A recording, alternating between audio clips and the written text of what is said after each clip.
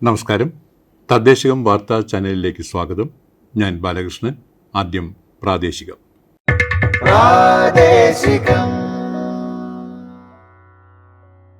കില ആസ്ഥാനം ISO certification നേടിയതിൻ്റെ ഭാഗമായി കില ശുചീകരണ വിഭാഗം, മൾട്ടി ടാസ്ക് വർക്കേഴ്സ് എന്നിവർക്ക് house keeping and hospitality management എന്ന വിഷയത്തിൽ ഏകദിന പരിശീലന ശില്പശാല സംഘടിപ്പിച്ചു.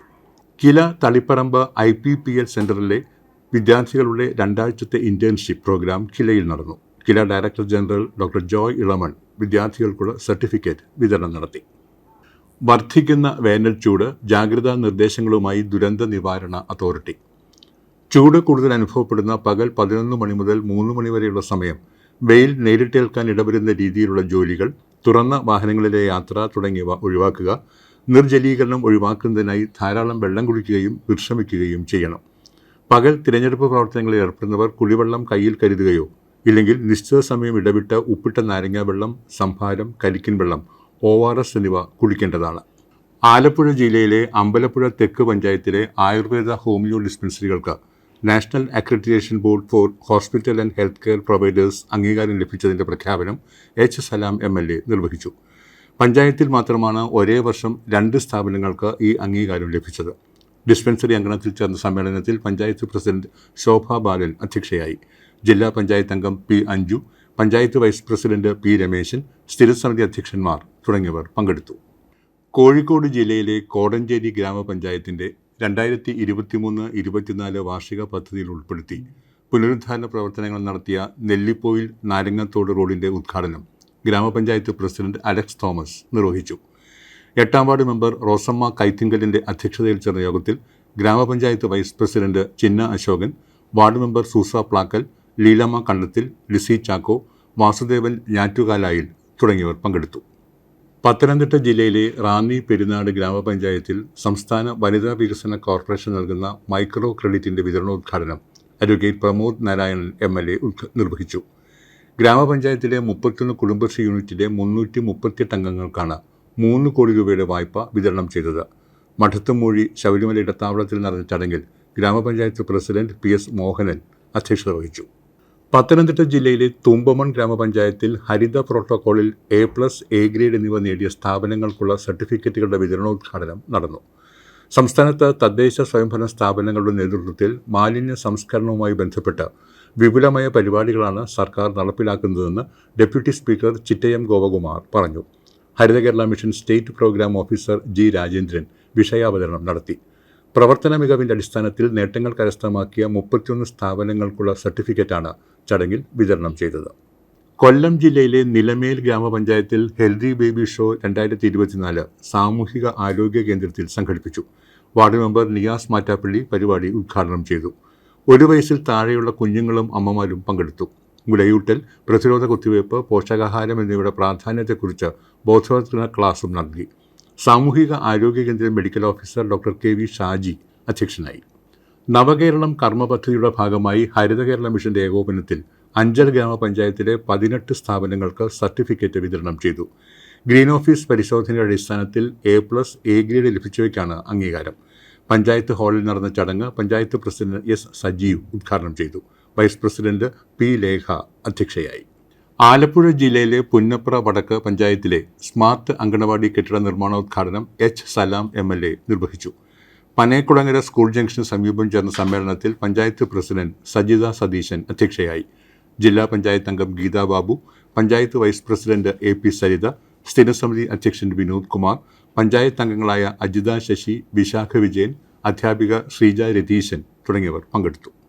പത്തനംതിട്ട ജില്ലയിലെ പെരിങ്ങര ഗ്രാമപഞ്ചായത്തിൽ ആരംഭിച്ച ചെറുധാന്യ കൃഷിയുടെ ഉദ്ഘാടനം 12ാം വാർഡിൽ Pulikeezh block panchayat president advocate Viji Ninan നിർവഹിച്ചു.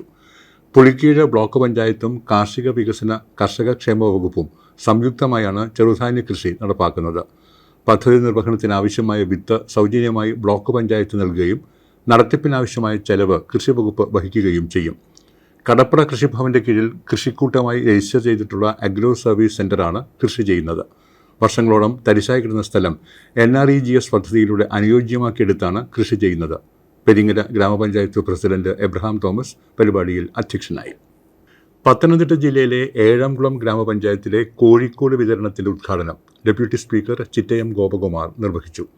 അടുക്കള മുറ്റത്തെ കോഴി വളർത്തൽ പദ്ധതിയിൽ ഉൾപ്പെടുത്തി ഏഴംകുളം വില്ലേജിലെ 12 വാർഡുകളിൽ ഉൾപ്പെട്ട പട്ടികജാതി വിഭാഗത്തിൽപ്പെട്ടവർക്കാണ് കൂട് വിതരണം ചെയ്തത്. 20 കോഴിക്കുഞ്ഞുങ്ങളെയും ഒരു കൂടും 5 കിലോ തീറ്റയും നൽകുന്നതിന്റെ പ്രാരംഭ നടപടിയായാണ് കോഴിക്കോട് വിതരണം നടത്തിയത്. മുട്ട ഉൽപ്പാദനത്തിലെ സ്വയം പര്യാപ്തതയാണ് പദ്ധതി ലക്ഷ്യമാക്കുന്നതെന്ന് ഡെപ്യൂട്ടി സ്പീക്കർ പറഞ്ഞു. അടൂരിൽ കാർഷിക മേഖലയിൽ നടപ്പിലാക്കി വരുന്ന നിറവൊലു വിഷൻ 26 പദ്ധതിയിൽ ഉൾപ്പെടുത്തിയാണ് വിതരണം. ദേശീയ കാർഷിക ഗവേഷണ കേന്ദ്രത്തിന്റെയും ഹൈദരാബാദ് കേന്ദ്രമാക്കിയ പൗൾട്രി ഗവേഷണ കേന്ദ്രത്തിന്റെയും നേതൃത്വത്തിലാണ് പദ്ധതി നടപ്പിലാക്കുന്നത്.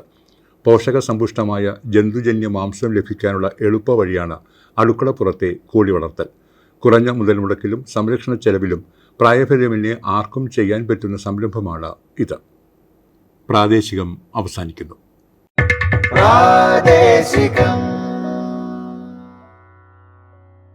ഇനി നേർക്കാഴ്ച.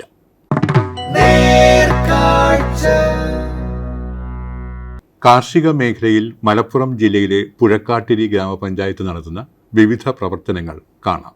പുഴക്കാട്ടിരി ഗ്രാമപഞ്ചായത്ത് ഒരു കാർഷിക ഗ്രാമമാണ്.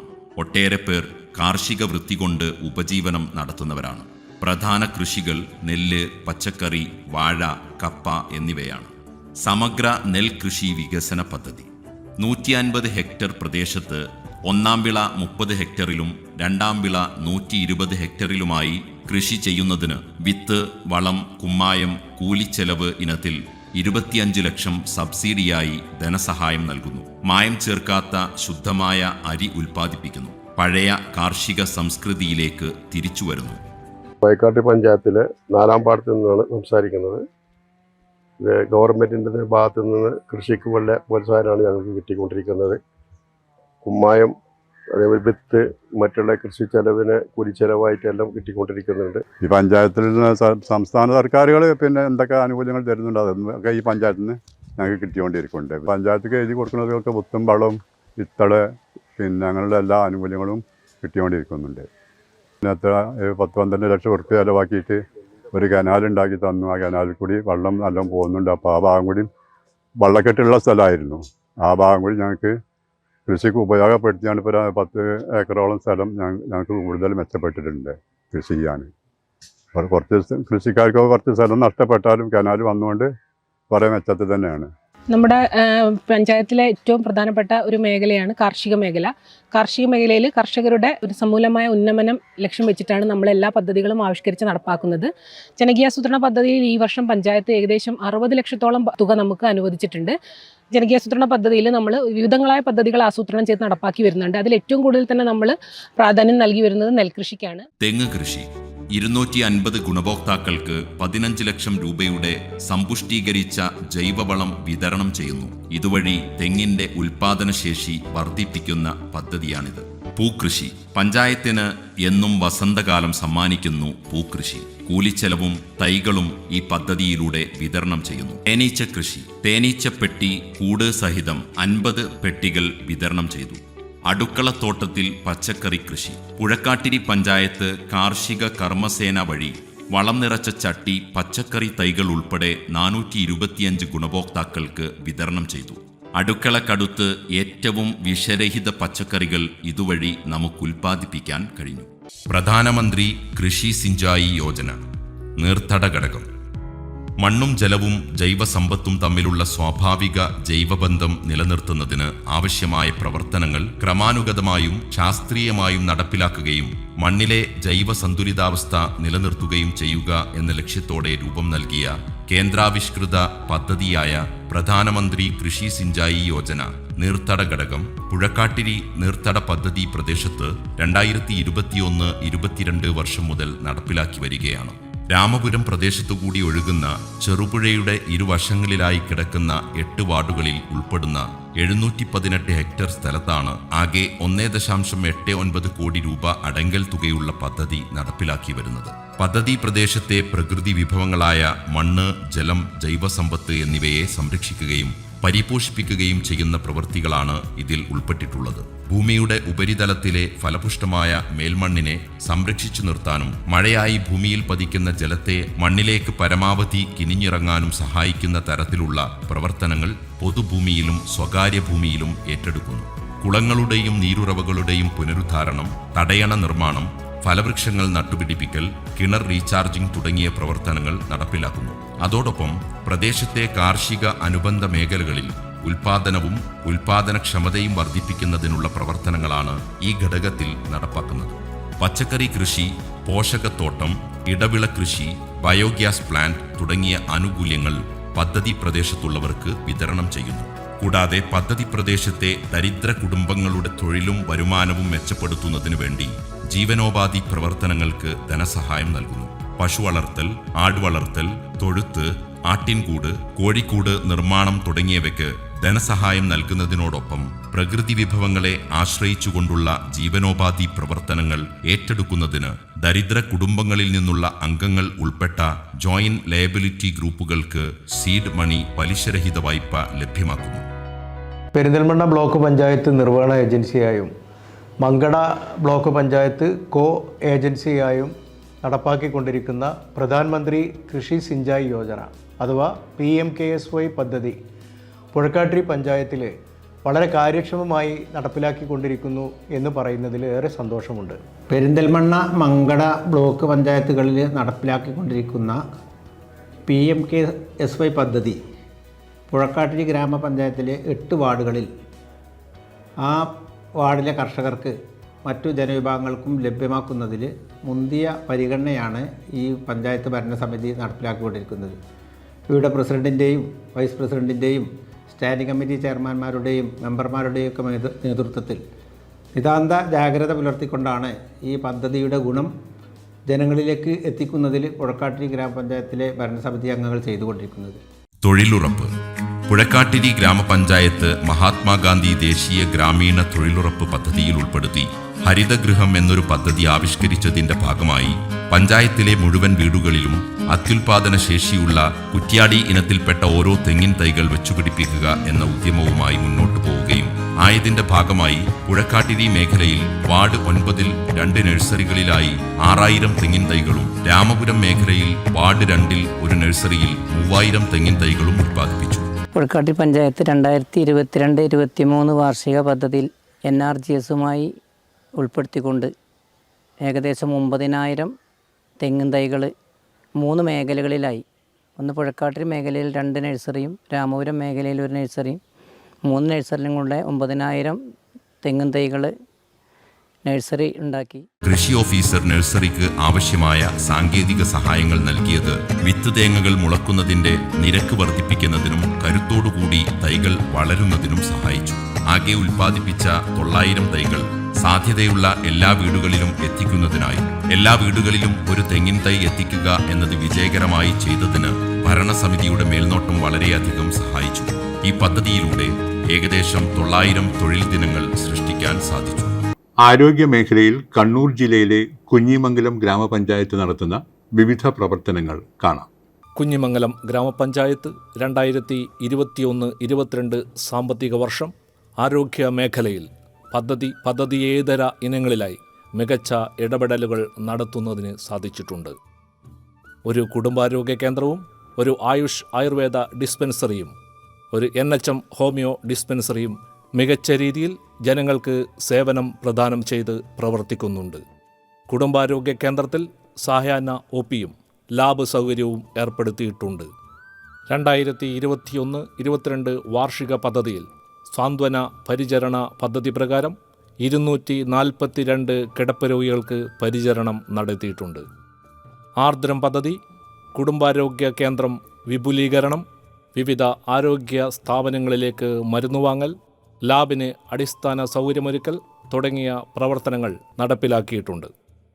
ഭിന്നശേഷി വിദ്യാർത്ഥികൾക്ക് സ്കോളർഷിപ്പ് ഇനത്തിൽ 2021-22 17,24,209 രൂപയും ഭിന്നശേഷിക്കാരായ 4 പേർക്ക് സൈഡ് വീലോട് കൂടിയ സ്കൂട്ടറും വിതരണം ചെയ്തു.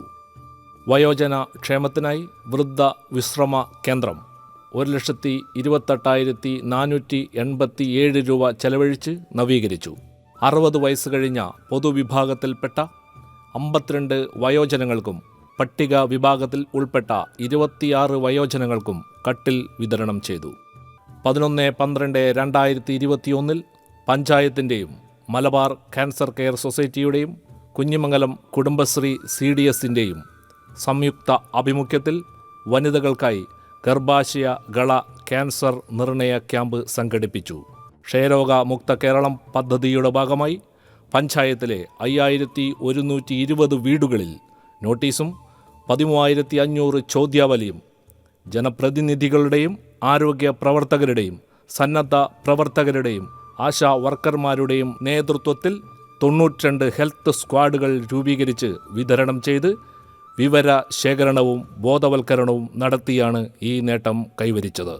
സമ്പൂർണ്ണ ക്ഷയരോഗ ബോധവൽക്കരണ പരിപാടി ആരോഗ്യവകുപ്പിൻ്റെ സംസ്ഥാന ക്ഷയരോഗ വിഭാഗം പ്രത്യേക പദ്ധതിയായി കണക്കാക്കി ദേശീയ ആരോഗ്യ കുടുംബക്ഷേമ വകുപ്പിന് സമർപ്പിച്ചു. ക്ഷയരോഗ നിവാരണം സംബന്ധിച്ച മികച്ച സാമൂഹ്യ ഇടപെടൽ എന്ന വിഷയത്തെ അധികരിച്ച് ഡൽഹിയിൽ നടന്ന ദേശീയ വർക്ക്ഷോപ്പിൽ കുഞ്ഞിമംഗലത്തെ ക്ഷയരോഗ നിവാരണ പദ്ധതി അവതരിപ്പിക്കുകയുണ്ടായി. 20/3/2022 വൈകുന്നേരം അതിഥി തൊഴിലാളികളുടെ ആരോഗ്യ സംരക്ഷണവുമായി ബന്ധപ്പെട്ട് ആരോഗ്യ സുരക്ഷാ ക്യാമ്പ് സംഘടിപ്പിച്ചു. 97 അതിഥി തൊഴിലാളികൾ ക്യാമ്പിൽ പങ്കെടുത്തു. 21/1/2022 കുഞ്ഞിമംഗലം ഗ്രാമപഞ്ചായത്ത്, Kunhimangalam rotary club, Aster MIMS ആശുപത്രി എന്നിവയുടെ സംയുക്ത ആഭിമുഖ്യത്തിൽ സംസാര കേൾവി വൈകല്യങ്ങൾ നിർണ്ണയിക്കുന്നതിനായി VR നായനാർ വായനശാലയിൽ പരിശോധനാ ക്യാമ്പ് സംഘടിപ്പിച്ചു. 121 പേർ ക്യാമ്പിൽ പങ്കെടുത്തു. കുഞ്ഞിമംഗലം കുടുംബാരോഗ്യ കേന്ദ്രത്തിൻ്റെ നേതൃത്വത്തിൽ വിദ്യാർത്ഥികളെ കൂടി ഉൾപ്പെടുത്തി നടപ്പിലാക്കിയ ഊർജിത പകർച്ചവ്യാധി നിയന്ത്രണ പദ്ധതിയുടെ ഭാഗമായി government central UP school science club, Payyanur college NSS unit എന്നിവയുടെ കൂട്ടായ്മയോടെ വിദ്യാർത്ഥികൾക്ക് കൊതുക് നിയന്ത്രണ ജൈവമാർഗമായ ഗപ്പി മത്സ്യം വിതരണം ചെയ്തു. 2020-21 ആരോഗ്യമേഖലയിൽ മികച്ച പ്രവർത്തനം കാഴ്ചവെച്ചതിന് ജില്ലയിലെ മികച്ച കുടുംബാരോഗ്യ കേന്ദ്രത്തിനുള്ള ആർദ്രം പുരസ്കാരം നേടാൻ കഴിഞ്ഞു.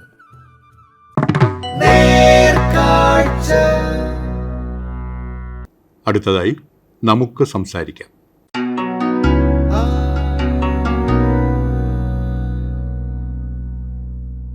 തൃശൂർ ജില്ലയിലെ ചാലക്കുടി നഗരസഭ നടത്തിയ വിവിധ പ്രവർത്തനങ്ങളെക്കുറിച്ച് നഗരസഭ അധ്യക്ഷനുമായി നമുക്ക് സംസാരിക്കാം. ഞാൻ എബി ജോർജ്, ചാലക്കുടി നഗരസഭ ചെയർമാൻ. ദാരിദ്ര്യ നിർമ്മാർജ്ജനം എന്ന് പറഞ്ഞാൽ ചാലക്കുടി നഗരസഭാ പ്രദേശത്ത് 115 അതിദരിദ്രരാണുള്ളത്. അവരുടെ ഒരു മേഖലയിൽ നഗരസഭ ഗണ്യമായ രീതിയിൽ ഇടപെട്ടിട്ടുണ്ട്. അവിടെ നമ്മൾ സ്കൂളുകളെയൊക്കെ കോർഡിനേറ്റ് ചെയ്തുകൊണ്ട് അവരുടെ ഭക്ഷണം, മരുന്ന് തുടങ്ങിയ കാര്യങ്ങൾ ചെയ്യാവുന്ന പ്രാഥമികമായിട്ടുള്ള എല്ലാ കാര്യങ്ങളും നമ്മൾ ചെയ്ത് അവർക്ക് സഹായങ്ങൾ എത്തിക്കുന്നുണ്ട്. അതുപോലെ തന്നെ വനിതാ ഗ്രൂപ്പ് സംരംഭങ്ങൾ, അതോടൊപ്പം തന്നെ ജനകീയ ഹോട്ടൽ, അതിന് കൊടുക്കേണ്ട സബ്സിഡി, കസ്തൂർബ കേന്ദ്രം തുടങ്ങിയ കാര്യങ്ങളൊക്കെ നമ്മൾ ചെയ്യാവുന്നതൊക്കെ നമ്മൾ ചെയ്യുന്നുണ്ട്. ഏകദേശം 10-25 ലക്ഷം രൂപ, 26 ലക്ഷം രൂപയോളം നമ്മൾ അതിന് പദ്ധതി വിഹിതം നീക്കി വെച്ചിട്ടുണ്ട് ഈ ദാരിദ്ര്യ നിർമ്മാർജ്ജനവുമായി ബന്ധപ്പെട്ട്. അതിന് പുറമെയാണ് ഈ അതിദരിദ്രർക്ക് കൊടുക്കുന്ന സപ്പോർട്ട് നഗരസഭ ഇൻട്രസ്റ്റ് എടുത്തുകൊണ്ട് ബഹുമാനപ്പെട്ട കളക്ടറുടെ നിർദ്ദേശപ്രകാരം ചാലക്കുടിയിലെ സ്കൂളുകളെയൊക്കെ കോർഡിനേറ്റ് ചെയ്ത് ചെയ്യാൻ കഴിയുന്ന സഹായങ്ങൾ ദരിദ്രർക്കെല്ലാം നമ്മൾ നൽകി വരുന്നുണ്ട്. ചാലക്കുടിയിലെ ആരോഗ്യ മേഖല എന്ന് പറഞ്ഞാൽ താലൂക്ക് ആശുപത്രിയാണ് പ്രധാനമായിട്ട് നമുക്ക് ആരോഗ്യ മേഖലയിൽ കൊടുക്കുന്ന ഏറ്റവും പ്രധാനപ്പെട്ട ഒരു സംവിധാനം. അവിടെ നമ്മൾ ഡയാലിസിസ് പേഷ്യൻസിന് കൊടുക്കുന്ന സപ്പോർട്ട് കൊടുക്കുന്നുണ്ട്. അതുപോലെ നിരവധി പദ്ധതികൾ, ഒരുപാട് പദ്ധതികൾ താലൂക്ക് ആശുപത്രിയുമായി ബന്ധപ്പെട്ട് നമ്മൾ നൽകുന്നുണ്ട്. അതോടൊപ്പം തന്നെ നമ്മുടെ വെൽനസ് സെൻ്ററുകൾ എനിക്ക് തോന്നുന്നു കേരളത്തിൽ ആദ്യമായി ആരംഭിച്ചത് ചാലക്കുടി നഗരസഭയാണ്. 3 വെൽനസ് സെൻ്ററുകളാണ് ഞങ്ങൾക്ക് അനുവദിച്ചത്. ആ 3 വെൽനസ് സെൻ്ററുകളും ചാലക്കുടി നഗരസഭ ഏറ്റവും നല്ല രീതിയിൽ നിന്ന് പ്രവർത്തിച്ച് മുന്നോട്ട് പോവുകയാണ്. അവിടെ എല്ലാം ആവശ്യമായ പരിഗണന അല്ലെങ്കിൽ പിന്തുണ സാധാരണക്കാരായ ജനങ്ങൾക്ക് ഒരുപാട് പേർക്ക് ആശ്വാസമായി നൽകി മുന്നോട്ട് പോകുന്നുണ്ട്. ചാലക്കുടി താലൂക്ക് ആശുപത്രിയുടെ നടത്തിപ്പ് നമ്മളാണ്. അവിടെ ഒരുപാട് പദ്ധതികൾ നമ്മൾ കൊണ്ടുവരുന്നുണ്ട്. എനിക്ക് തോന്നുന്നു ഏകദേശം 3 കോടി രൂപയുടെ പ്രോജക്റ്റ് ഉണ്ട് നമുക്ക് ആരോഗ്യ മേഖലയിൽ. അതിൽ ക്യാൻ തൃശ്ശൂരിൻ്റെ വിഹിതം നമ്മൾ കൊടുക്കുന്നുണ്ട്. അതുപോലെ തന്നെ പാലിയേറ്റീവ് ഹോം കെയർ, അതിന് നമ്മൾ വേണ്ട സപ്പോർട്ടെല്ലാം കൊടുക്കുന്നുണ്ട്. ആയുർവേദ ഡിസ്പെൻസറി, നമുക്കൊരു ആയുർവേദ ഹോസ്പിറ്റലുണ്ട്, ഹോമിയോ ഹോസ്പിറ്റലുണ്ട്.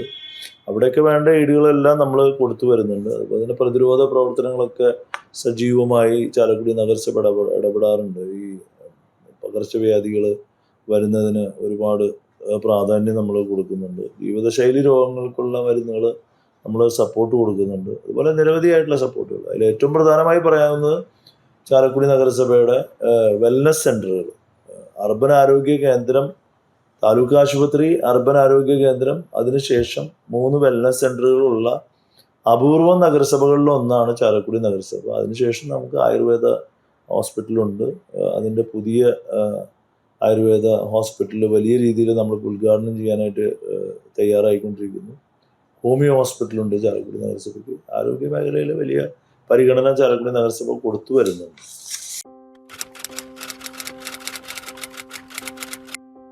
നമ്മൾ ഈ കാർഷിക മേഖലകളിൽ പ്രധാനമായിട്ടും 4-5 പാടശേഖരങ്ങളാണ് ചാലക്കുടി നഗരസഭയിലെ ഏറ്റവും പ്രധാനപ്പെട്ട കൃഷിയെ പ്രോത്സാഹിപ്പിക്കുന്നതിന്.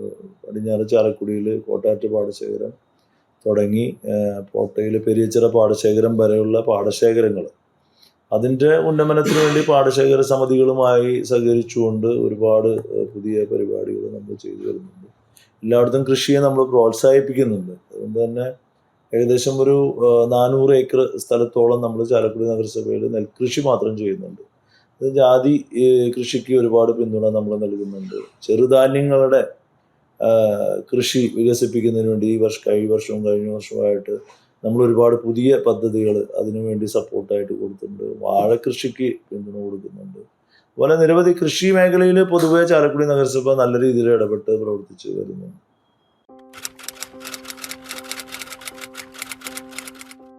സ്ത്രീകളുടെയും കുട്ടികൾക്ക് വേണ്ടിയുള്ള പദ്ധതികൾ, കുട്ടികൾക്ക് വേണ്ടി മാത്രമായിട്ടുള്ള പദ്ധതികളെ കുറിച്ച് പറയുന്നത് പട്ടികജാതി വിദ്യാർത്ഥികൾക്ക് പഠനമുറി, അതുപോലെ തന്നെ ലാപ്ടോപ്പ് വിതരണം, പിന്നെ ഫർണിച്ചറുകൾ, പഠിക്കാൻ ആവശ്യമായ ഫർണിച്ചറുകൾ, അതുപോലെ തന്നെ കുട്ടികൾക്ക് ഇനി പഠനം മാത്രമല്ലാതെ പാഠ്യേതരം ഫുട്ബോൾ ക്യാമ്പ്, അതുപോലെ തന്നെ സമ്മേളനം, വിദ്യാർത്ഥി പരിപാടികൾ തുടങ്ങിയ ഒരുപാട് പരിപാടികൾ നമ്മൾ നഗരസഭ സംഘടിപ്പിച്ച് മുന്നോട്ട് പോകുന്നുണ്ട്. വിദ്യാർത്ഥികളുടെ ഉന്നമനത്തിന് ഞങ്ങൾ 2 നൂതന പദ്ധതികൾ കൂടെ ഒരു നൂതന പദ്ധതി നമ്മളതിനകത്ത് കൊണ്ടുവന്നത് LD, ലേണിംഗ് ഡിസബിലിറ്റി ഉള്ള വിദ്യാർത്ഥികൾക്ക് അവർക്ക് വേണ്ട ഒരു സപ്പോർട്ട് കൂടെ കൊടുക്കേണ്ടതുണ്ട് എന്ന് പരിഗണിച്ചുകൊണ്ട് നമ്മൾ ചാലക്കുടി നഗരസഭയാണ് 10 ലക്ഷം രൂപ പ്രോജക്റ്റ് വീതം വെച്ചുകൊണ്ട് ലേണിംഗ് ഡിസബിലിറ്റി ഉള്ള കുട്ടികൾക്ക് പ്രൈമറി ലെവലിൽ അവർക്ക് അവരുടെ അസസ്മെൻറ്റ് നടന്നിരുന്നത് 9th സ്റ്റാൻഡേർഡിലും 10th സ്റ്റാൻഡേർഡിലും ആകുമ്പോഴാണ്. അവിടെ നിന്ന്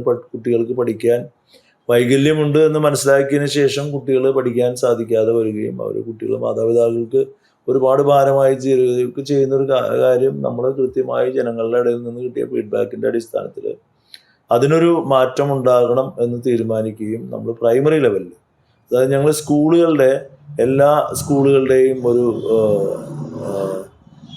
ഒരു ടീച്ചർ പ്രിൻസിപ്പൽമാരുടെ ഒരു യോഗം ഇവിടെ വിളിച്ചു കൂട്ടി. അതിൽ നിന്ന് ഈ പ്രൈവറ്റ് സ്കൂളുകൾ അവരെല്ലാവരും ചെയ്യുന്ന ഒരു രീതി 2nd സ്റ്റാൻഡേർഡിൽ തന്നെ അസസ്മെൻറ്റ് നടത്തി അവിടെ നിന്ന് തന്നെ സപ്പോർട്ട് കൊടുക്കുന്ന ഒരു രീതിയാണ്. അപ്പോൾ ആ രീതി ചാലക്കുടി നഗരസഭയ്ക്ക് കീഴിലുള്ള എല്ലാ സ്കൂളുകളിലും 2nd സ്റ്റാൻഡേർഡ് മുതൽ അസസ്മെൻറ്റ് നടത്തി ആ കുട്ടികൾക്ക് വേണ്ട സപ്പോർട്ട് അത് നിപ്മറുമായി സഹകരിച്ചുകൊണ്ട് അവർക്ക് വേണ്ട പഠന സപ്പോർട്ട് കൂടെ കൊടുത്ത് അത്തരം കുട്ടികളെ കൂടെ സമൂഹത്തിൻ്റെ മുഖ്യധാരയിലേക്ക് വളർത്തിക്കൊണ്ടുവരുന്നതിന് വേണ്ടിയിട്ടുള്ള എല്ലാ പ്രവർത്തനങ്ങളും ചെയ്യുന്നത്. അത് മാത്രമല്ല, അംഗപരിമിതരായ കുട്ടികൾക്ക് നമ്മൾ ചാലക്കുടി BRCയുമായി സഹകരിച്ചുകൊണ്ട് അവിടെ വേണ്ട സഹായവും സഹകരണങ്ങളൊക്കെ ചാലക്കുടി നഗരസഭ സാധാരണ ചെയ്യുന്ന റെഗുലർ എക്സസൈസിൽ നിന്ന് വ്യത്യസ്തമായി പുതുതായി ചെയ്യുന്നുണ്ട്. സ്ത്രീകൾക്ക് വേണ്ടി ഇതുപോലെ തന്നെ അവർക്ക് സ്വയം തൊഴിൽ കണ്ടെത്തുന്നതിന് വേണ്ട എല്ലാ പിന്തുണയും നമ്മൾ ചാലക്കുടി നഗരസഭ ചെയ്തു വരുന്നുണ്ട്.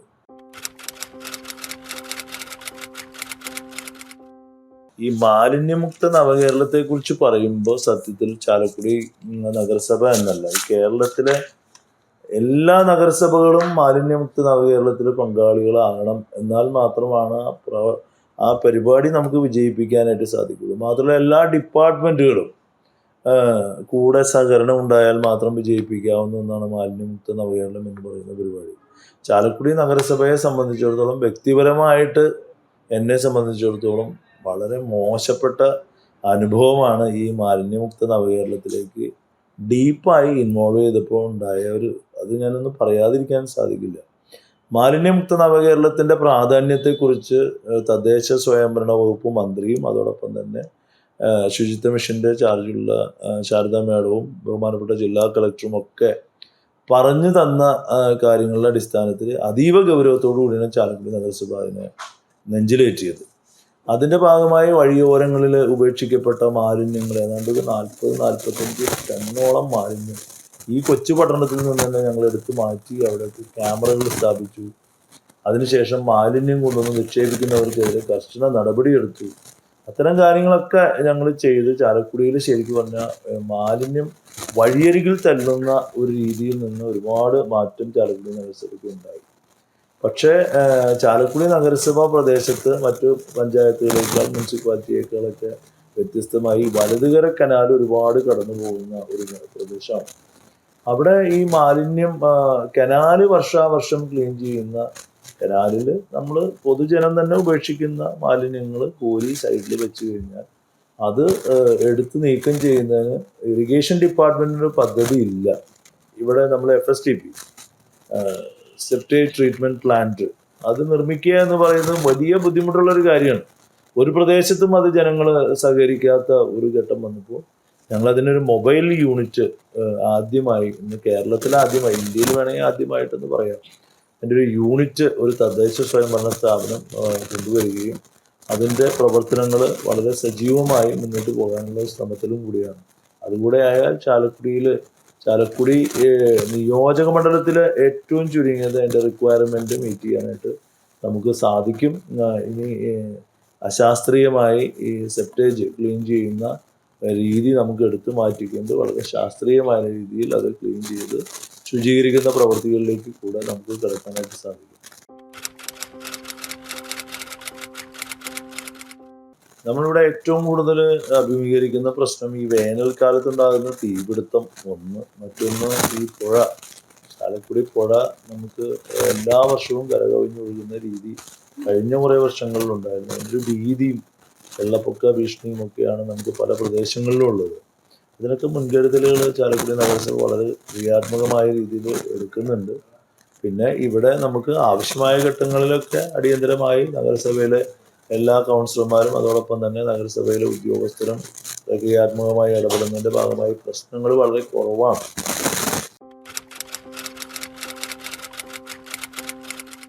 നമുക്ക് ആരോഗ്യ മേഖലയ്ക്ക് വളരെയധികം പ്രാധാന്യം കൊടുക്കേണ്ടതുണ്ട്. വിദ്യാഭ്യാസ മേഖലയ്ക്ക് ഒരുപാട് പ്രാധാന്യം കൊടുക്കേണ്ടതുണ്ട്. അതോടൊപ്പം തന്നെ നമ്മുടെ വനിതകൾക്കും കുട്ടികളുടെയും ഉന്നമനത്തിന് വേണ്ടി ഒരുപാട് പരിപാടികൾ ചെയ്യാനുണ്ട്. നമ്മളിവിടെ ചാലക്കുടി നഗരസഭ ചെയ്ത മറ്റൊരു പ്രധാനപ്പെട്ട കാര്യമാണ് ഡിമിനിഷ്യ സൗഹൃദ നഗരസഭ.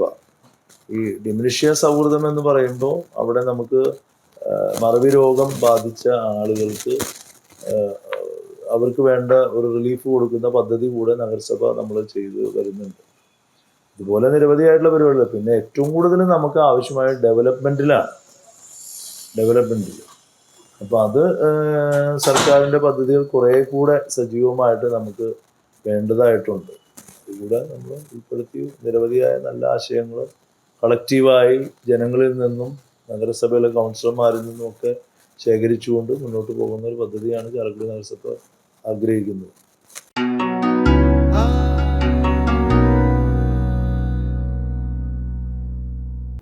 തദ്ദേശകം അവസാനിക്കുന്നു.